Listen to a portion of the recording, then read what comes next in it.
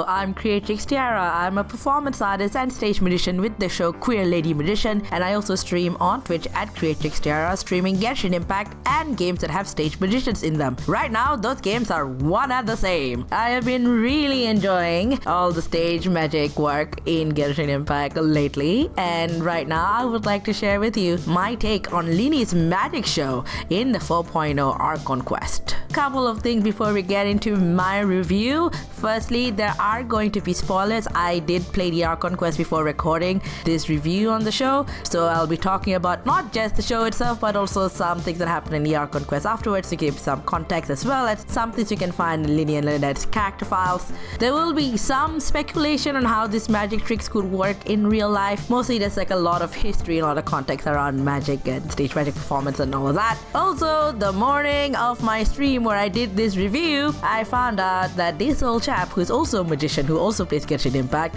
done his own review of Lyney's magic show. Only just seen the video, I watched it after my stream, so I didn't want to get too influenced. We both have somewhat different takes on the show, but I will leave a link in the description to his video, so check it out to see another magician's perspective on Lyney. I've also written an essay that was posted on both Reddit and in Hoyo Lab about the various stage magic influences in Fontaine, especially the influence of Robert Houdin, the father of modern conjuring, on Fontaine and the Archon quest and stuff. I'll leave a link to that in the description as well. Might do videos on it at some point. There will also be at some point a video about my reaction to Lyney's story quest, which was done live, so stay tuned for that. But anyway, here's my take on Lyney's magic show. Enjoy! Ooh, they're dimming the lights. The show must be starting.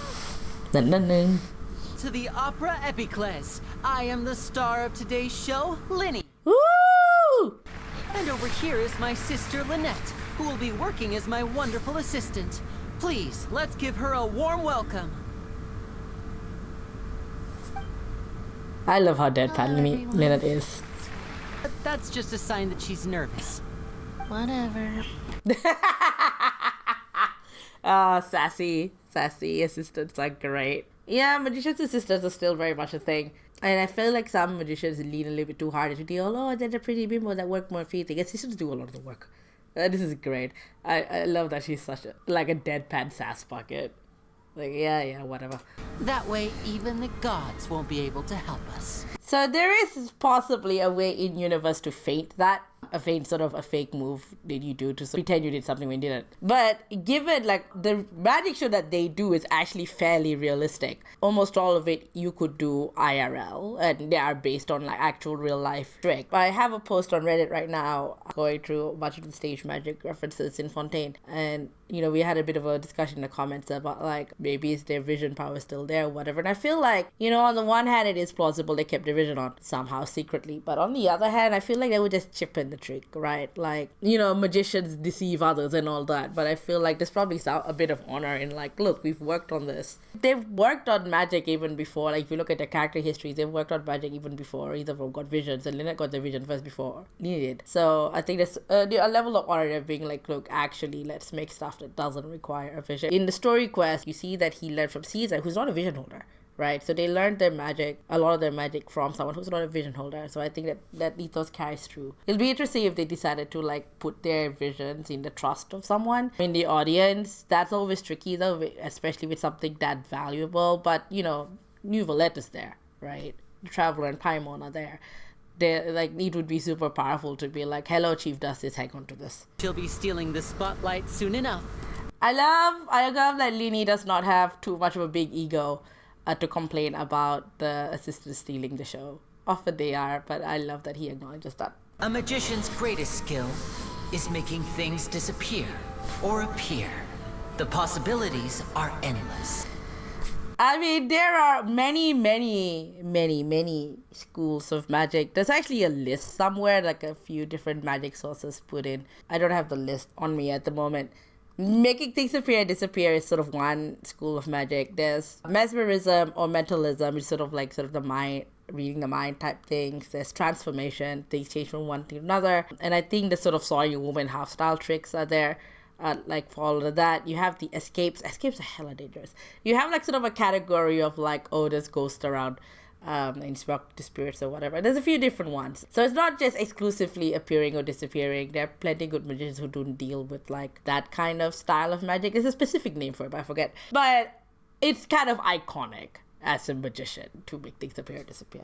I'm going to pause a little bit and talk about his outfit. So the reason magicians, at least modern day magicians, they typically wear a tailcoat and top hat is because of John Eugene Robert Houdin, who is the father of modern conjuring. He's a watchmaker and a magician, and the line about stage magicians first and foremost actors, that came from something he said.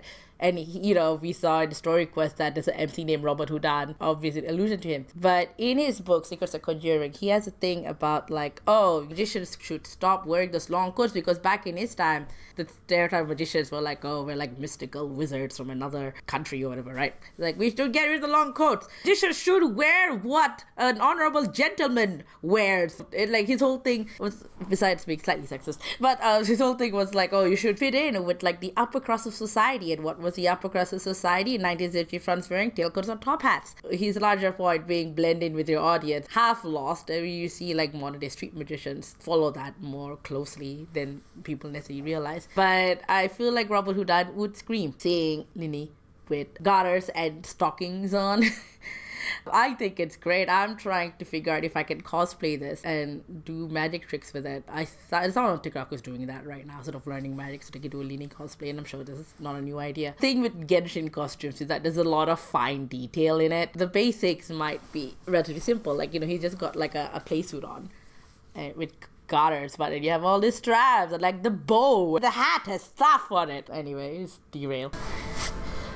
Okay, so this trick has stumped me. This specific trick has stumped me, making the hat stay afloat. This is a bit of a spoiler for like 5 minutes later in the show, but a bird comes out of it. And I thought, maybe the bird keeps it afloat. But then on Reddit, someone pointed out, and I totally forgot, that birds need to flap their wings to stay afloat, and there's not necessarily a ton of room in that hat for the bird to flap wings. There might be a lot of magic, especially stuff where it's like, where did this thing come from? It's like things are roomier than you think. So it's still possible. And like in the character story, in one Lyney's character stories, you find out about their cat who actually hides in their hat. And when he does the cat puppet, that's actually their actual cat sort of in a puppet. But cats can't float, right? So the cat being there does not resolve any of our problems. In terms of like stuff levitating, one of my books that I have, but it's like one of the big guides to magic, one of the tricks they have is the trick where you have someone levitating on a table. They have the instructions to that, so I know how that trick kind of works. I have a levy wand, which is often like a juggling prop where it's like, a magic wand of sorts that you can throw around and make it look like it's levitating in midair. It uses the invisible wire or the invisible string, and you have it affixed to like this loop affixed to on your fingers. That's that. But the thing with the levy wands, it hangs down. I don't know that you can do the same levy wand situation on the hat and have it stay upright. The only other thing I think of is that the hat brim is sort of attached to something on his person, but you then need sort of the structural integrity of it being able to stay upright and not flop over to do it. It's probably kind of the most mystifying thing. The rest of the show is stuff that I know there's real life analogs for. This hat situation. What is it about video game characters and magic hats? Trucy Wright in the Ace Attorney games also has a whole hat puppet thing. Her magic hat hides a puppet. I have not freaking figured out how that works in real life, right? Ace Attorney is set in kind of like quasi-reality. The hat thing has stumped me. Aside from how the hell is this hat floating, stuff coming out of hat, pretty straightforward. It's interesting to have that work while the hat is upright. Usually I've seen people sort of, like when I've done the trick before, like you can get hats that let you do this. You sort of fold the hat out, brim side up, and you can just dig into it. Being able to like sort of tap it from the top is a nice touch. Especially like having it be controlled, only a few cards fall out at a time. That's actually pretty skillful. The ways I could think of doing this, you have the entire card fall out at once, right? All your cards fall. The other way you could maybe sort of feint this is that the cards aren't actually in the hat, but they're like on his person and he's sort of just throwing them down. That's another way to do this, so you can control the number of cards. There's sort of speculating different ways. I know there's people like, you're revealing magic secrets, but A, this is a video game, and B, I have opinions about about magicians don't reveal secrets, which are controversial. Think about like magic tricks and the ways you do them, is that there are many different ways to achieve a similar effect. One person might do it one way, another person will do it another. There's a few building blocks that you can build tricks on top of. Your standard ways of doing things, but it's sort of thing like Lego bricks, right? You could take a few elements, put them together, make a new thing. There's a lot of different ways to create an effect. My speculation doesn't necessarily mean this is definitely how they do it. Hoyover's not going to tell me. That bird is why I thought maybe the hat is floating, because the dove is flying. I forgot how science works. Someone pointed out that it could be powered by the same stone the Jade Chamber uses, which is an interesting idea, because definitely in universe there's stuff that floats, right? I don't know if magnets exist, but the stuff that exists in Devat that floats. There's probably ways. The bird has a lot of patience, especially if there's a cat hanging in there. Like they're like, all right, cat, get out, or you can eat the bird. Card production, pretty standard stuff. Also, as I said, a way to make the card falling out of the hat illusion work. The same thing he's doing here. Card production is pretty standard stuff. This isn't what you came for. These little tricks, you've seen them all before. When I was playing through this the first time, I actually literally before he said that, I was thinking that. I was like, you have a massive stage. You have a massive stage and you're doing parlor tricks. Parlor tricks sort of gets used derogatorily, but I mean it literally. So there's a few different words for stage magic depending on the scale of the magic you're doing. When people think stage magic or say illusions, usually what they usually mean is something like on the scale of this opera house. Huge stage, huge props, because you want people to be able to see what you're doing. And then you have on the complete other end of the spectrum close-up tricks. So it's sort of like a one-on-one relationship, maybe a small audience, very much in person, building a very close audience. And that's when you see stuff like card tricks, coin tricks, smaller props. What Lyney is doing, at least this first section of the show, what is often called parlor magic, which is on stage, so there's a bit of a separation between you and the audience. It's not as close as close-up magic, but the stage is smaller, it's a smaller audience, and you're still working with the same scale of props, so like cards, hats, coins, basically like stuff with bottles or stuff with like fabric. It's still on stage, also controlled so that people can't see behind you, for instance, right? Whereas in close-up magic, people sort of just hang around you. So the angles are very important. So if you were just doing this on the stage like this opera appliques, no one can see him from the back. Sometimes see professional magicians who do parlor magic on larger stages like this, you often see they have to be televised. Sometimes you see it in concerts, right? Especially big arena concerts where you have people sitting all the way back, can't see what's happening on stage. You have screens that show what the performer is doing it, so you'd need that for a magician, because so much of it is what you see it, but it's not just like, oh, you need the control what people see trick-wise, most people just need to see what you're doing. Literally I was thinking like, this is very small tricks for a big stage, but so I was like, oh, he picked that up. He picked up on it. It was great. Another bird. Where did that bird come from? I could not tell you. I have not worked with live animals in Magic. It takes a lot of work. And also, where would I fit a bunch of birds in my apartment? It was hard enough for me to fit my Magic box in there. Although, slight derail, just want to talk about what colloquially is known as the Magician's License, which is in Queensland in Australia, and not the state where I live in, but another state. They consider rabbits as pests, so you're not technically allowed to have a rabbit as a pet. However, you are allowed to apply for a license to keep them for entertainment purposes. Usually, it's magicians that get it, so they've called that license the Magician's License. And you don't have to be a magician to get this license. Usually animal shows do it sometimes, or like animal educators, but they call the Magician's License because who would get it? A magician. Using this water tank, I shall make my sister vanish completely, right before your very eyes. This is a content warning that the next section will discuss death, especially by drowning. Please look at the screen to see the timestamp when this discussion ends. Thank you. Escape magic is one of the most dangerous magic tricks ever. Every magic trick could possibly hurt you if you're not careful. By escapes, up there. Water escapes, especially more so, people have straight up died. The most iconic water escape trick is what's called the Chinese water torture cell. That's what it's called. I don't come up with this name. I don't even know what's so Chinese about it. By Harry Houdini. So he sort of like blocked his feet on the top of the box and hung underwater and escapes. People have died doing this trick, and it's not just people who are rank amateurs doing this trick. People who have done this trick many times have died in other iterations of it.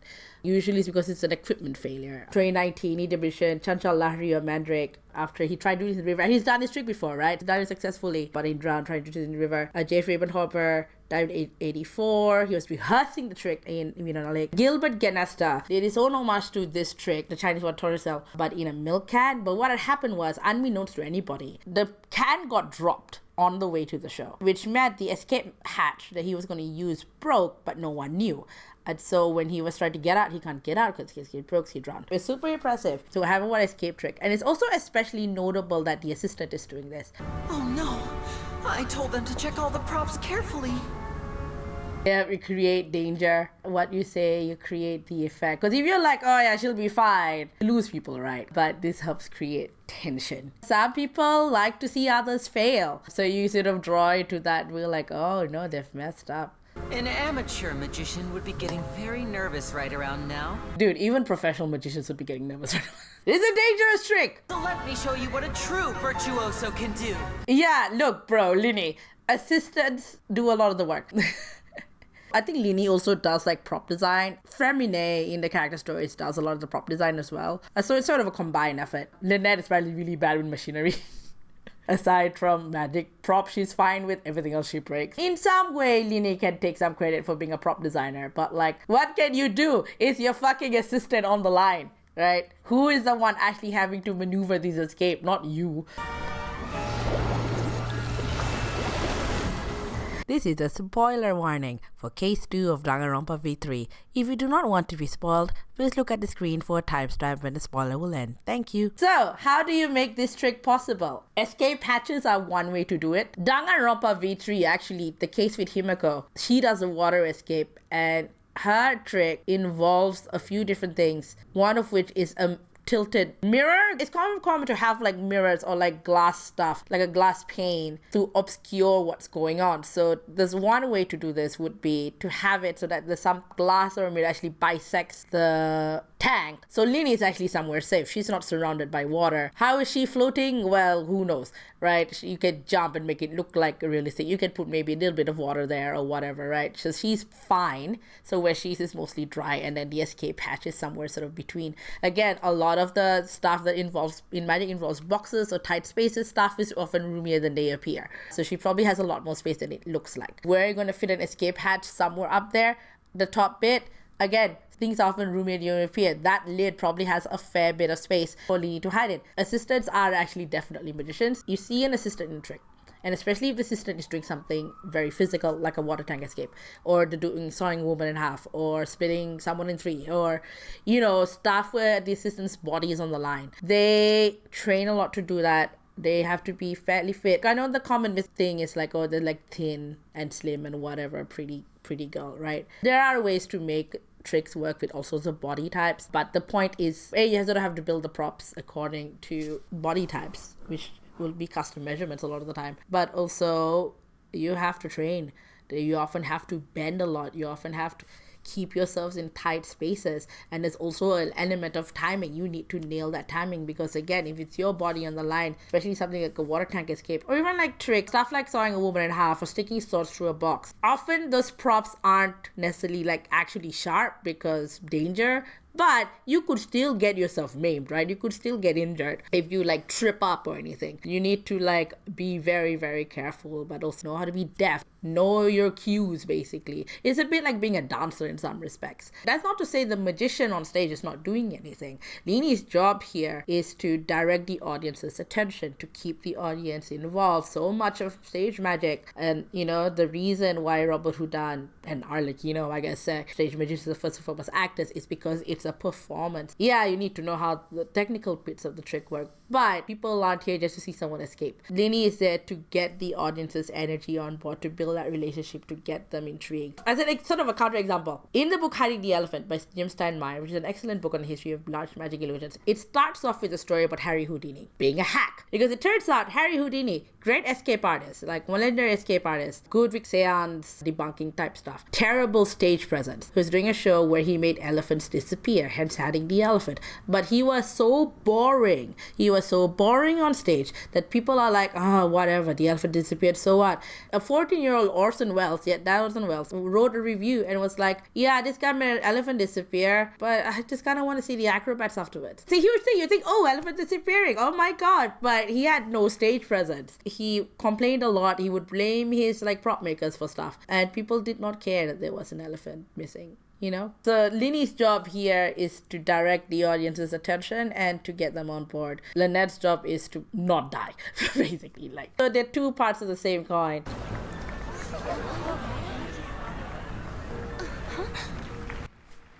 Yep, like, you know, if my theory is, again, this is animated, right? Like, this is probably not to scale of an actual IRL magic trick. But if my theory is correct, the top bit is Rumi, Lyney is hiding there, and they've got a spare outfit that she just throws down. That's my theory, a game theory, a magic theory. But that's, I would see as one way to do this. She's either like on the top or she's behind and there's a glass partition.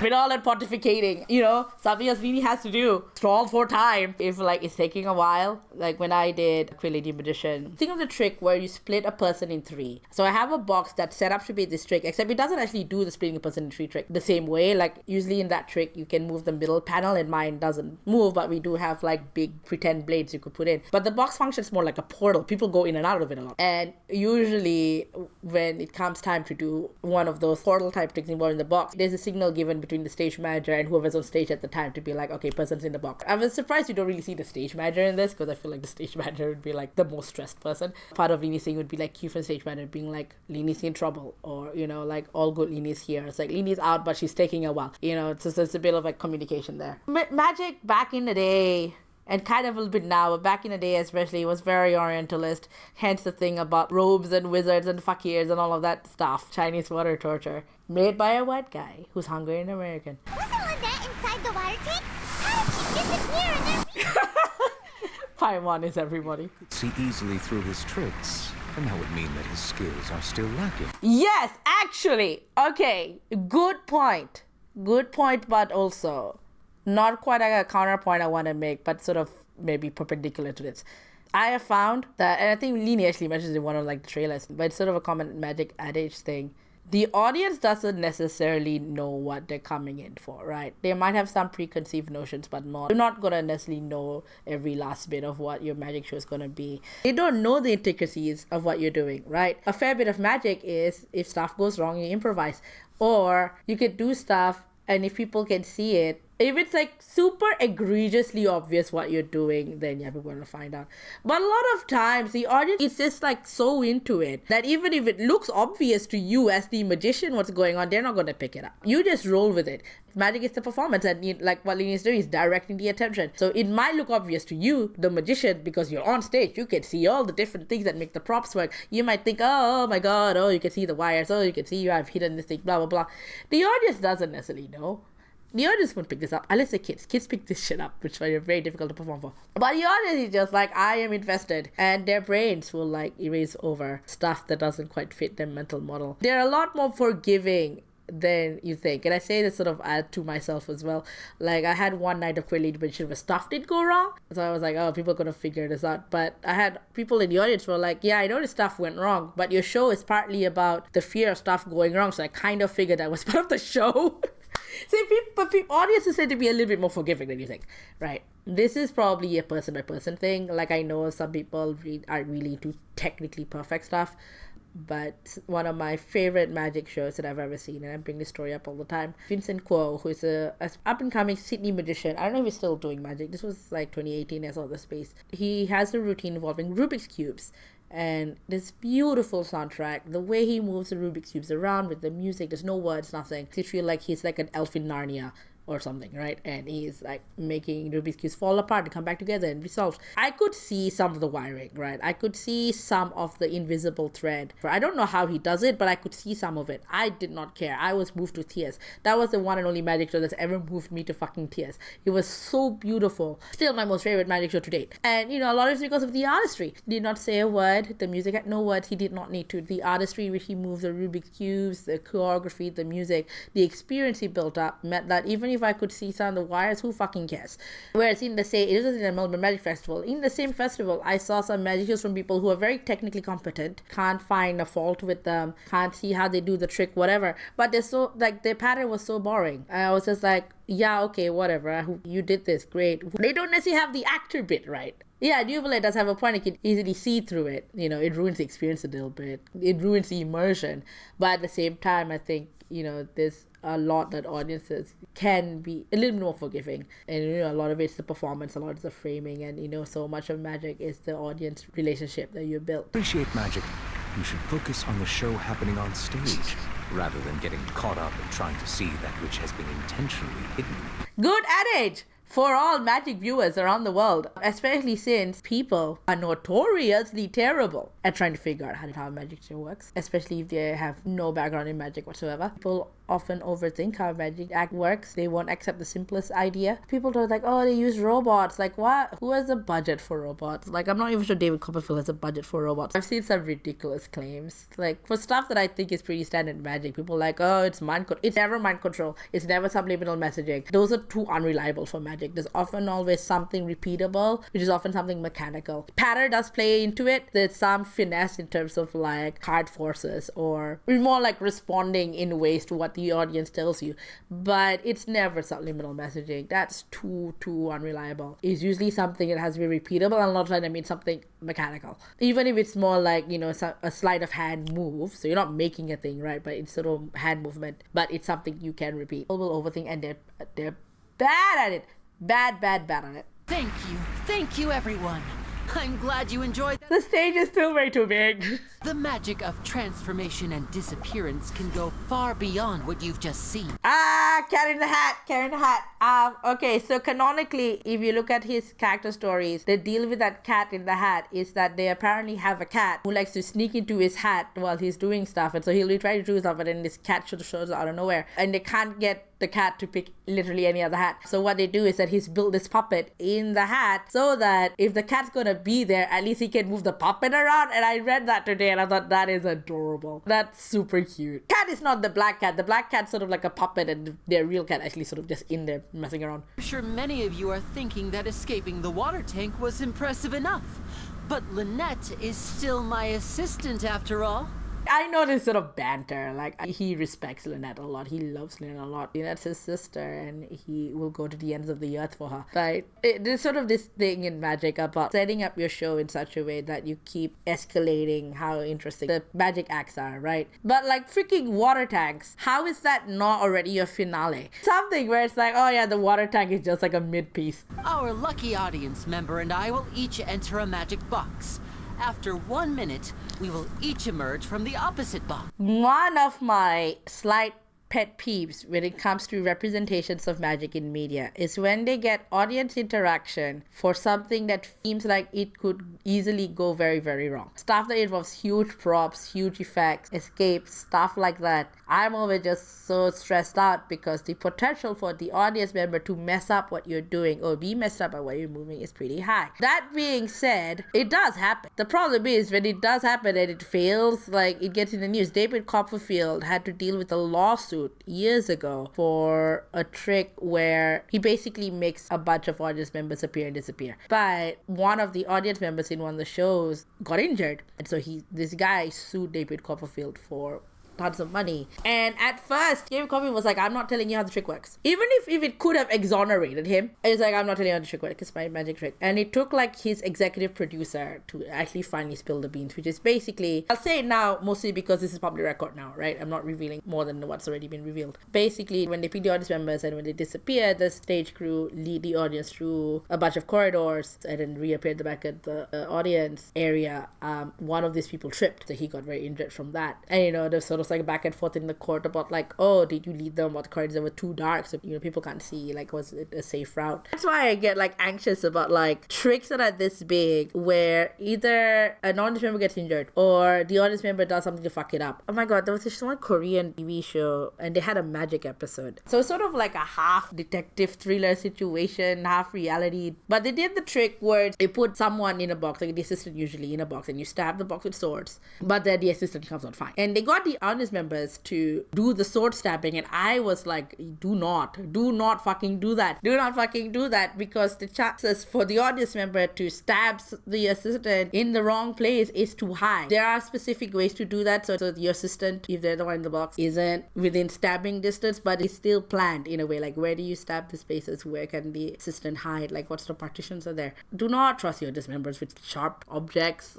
Dear God. So when I saw this, I was like, no, God, no. But, you know, David Copperfield has done something similar. The first ever magic show I saw was David Copperfield, and he had a thing where he picked an audience member to fly with him. And I remember wanting so badly to be in that person. And, you know, looking back now, I was like 10. There's no way they're going to pick me to fly, right? There's too much liability on so many ways. And you will see from later in this cutscene, my fears are founded. But, duh!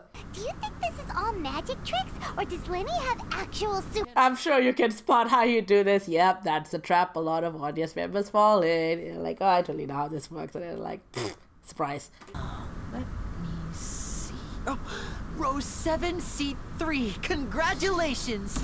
You now have the chance to experience magic firsthand for an entire minute. So there's sort of like a few different approaches to picking audience volunteers, right? Picking someone at random, especially through a lottery system like this, it's not one I've seen before, but I'm sure it has happened. There's usually this thing that I see, not just in Magic, but with other performances where audience participation is a thing. For some reason, some performers always want to go for the person who's not keen. I'm one of the people who's super keen on audience participation. Like, I'm front row, pick me, you know, I'm super down. But some performers see people like me, when I'm in the audience, as too much. It's like, oh, you're too into it or something, right? So they often go like, oh, it would be funny to like dob someone, you know, for someone who got dobbed in, they don't really want to be there. I think that's not great. I think consent is super important, especially for like a massive illusion like this. You know, there's always the opportunity there for like the audience to be like, I don't want to do this. And if you are a performer worth your salt, you would respect that. I see too many performers do not respect that. It just becomes tense for everybody. And you know, if someone's keen to be a part of your show, let them be a part of your show, right? I think there's sometimes this worry of like, oh, this person is so keen and they're gonna like take over the show. Like, it's your job as the performer to sort of control what happens on stage. And you have your stage crew to support you. Having a very keen audience member should not super hinder you from that. And I don't mean like people who heckle or people who like harass you or abuse you or create chaos on stage. I mean like people who genuinely want to be there because they're consenting to be there, they're consenting to whatever's going on. And I wish more people would respect that instead of like going for the person who does not want to be there because they think it's funny and because it means they have more control. You'd even find yourself in the Fortress of Meripede. I wonder if you have to sign waivers for stuff like this, especially after the David Copperfield case. I feel like I've seen this strategy done before, but I don't remember if I've seen it before, if I imagined it. But there's something to the effect of if you consent to being audience participation, the allocated seating for it, also you like sign a thing saying you like a waiver type thing. I feel like I've seen that before. Maybe not with the waiver attachment, but there's some, you know, like these are the audience participation seats. This is the land of the law after all. I feel like a waiver might be involved in here. Oh, and no tricks now. If you quickly count from 60 in just 30 seconds, then I'll be in a tough spot. Get the audience involved with your magic. Like audience participation, grand scale. Ooh, Paimon kinda wants to count faster after hearing him say that. There's a fail safe. Firstly, the whole audience is going to be on rhythm, and like Lyney's probably had a contingency for this. Part of it being like that the stuff that needs to happen to make this trick happens probably already started by now. No, that won't do. I can see it in your... He's stalling for time. It would be a disaster if we get sent to the wrong places. For example, midair right above the audience. I was half expecting him to actually do this when that line happened. Seem to have accidentally knocked over a decoration. I'm trying to fix it, but it's pitch black in here. I can't tell left from right. Never mind the decorations. There's no time for that. The show is what's important. So much of Lyney's show is like, things are fucked up, but actually it's fine.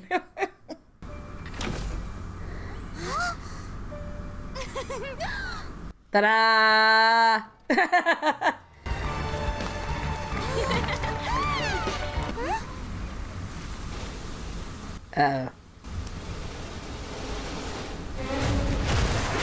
Dun dun dun!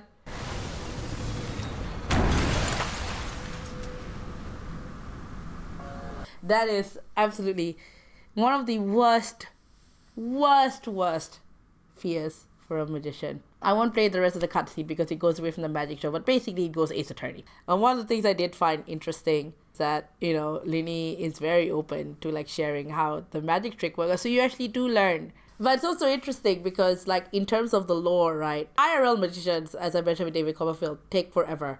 It's like pulling teeth, trying to get them to tell you how a trick works for legal purposes, like even if it helps exonerate the case or whatever. But there's also, you know, the possibility that what Lyney tells you isn't the whole story. Just enough to get him off the hook for murder. What's going on there? What's going on there? That's sort of my take. I'll be interested in seeing like what this old chap says about show.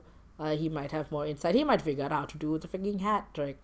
That's the most difficult one. There's also the other magic show you see was in the story quest. I might put a video of that up soon. But yeah, there you go. That's my analysis of the magic show. Lyney's magic show, because I went and played it on for myself instead of like playing it here. Thank you for joining me on this little review of Lyney's stage magic show in Genshin Impact.